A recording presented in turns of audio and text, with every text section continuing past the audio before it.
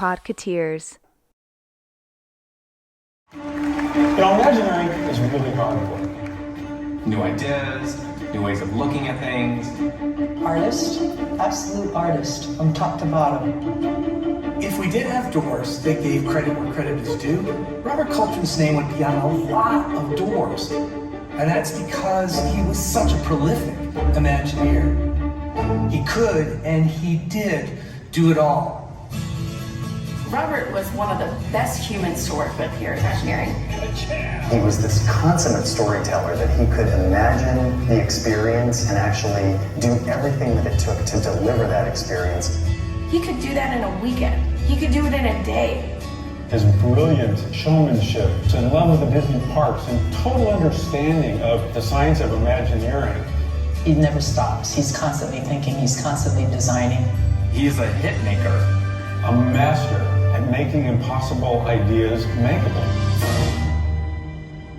Millions of people across the globe, without them knowing it or not, have experienced Robert's work. And how many lives he's reached through what he's done at Imagineering, it's probably impossible to quantify. We like to say here that the sun never sets on the Disney theme park. I would also say that the sun never sets on the work of Robert Coltrin.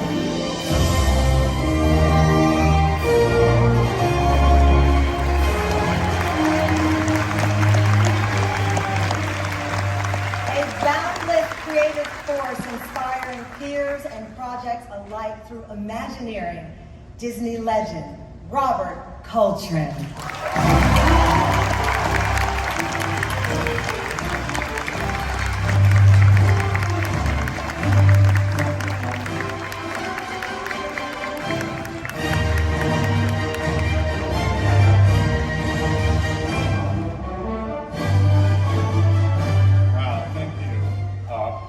I know what you're all thinking, who the heck is this guy?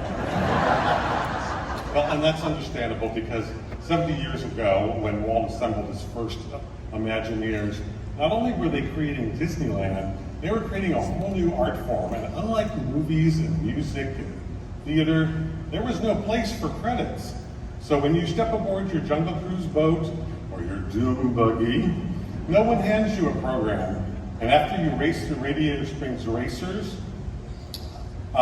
there's no giant screen with all of our names scrolling by. No, we are Imagineers, and for the most part, we're kind of invisible.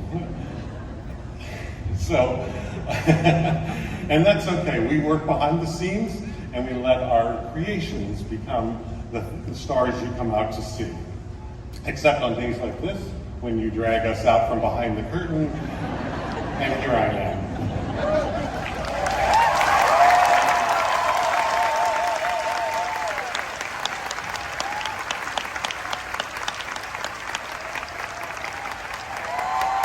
Okay.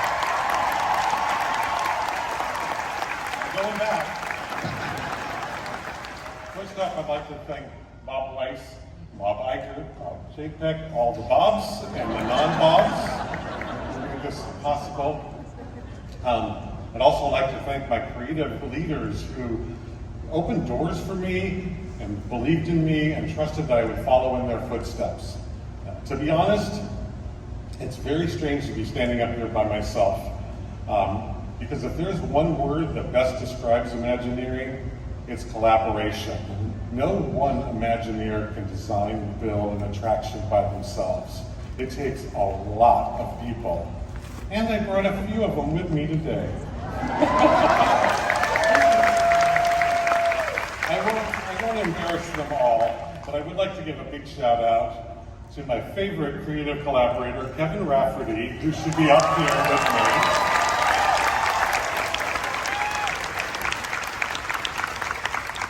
Lori Coltrin, my sister. Yes, I worked on projects, many of them with my sister, and not only is she a fantastic Imagineer, she's the best sister ever.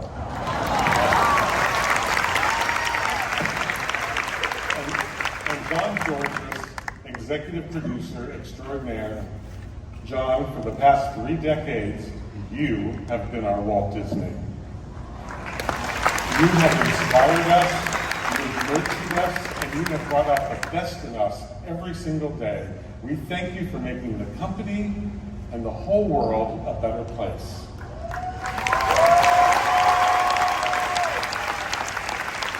There are so many people I would love to thank, from artists to architects, ride engineers to special effects wizards, estimators, planners, producers, project managers, prop designers, graphic designers, and everyone in the world-famous Imagineering Model Shop.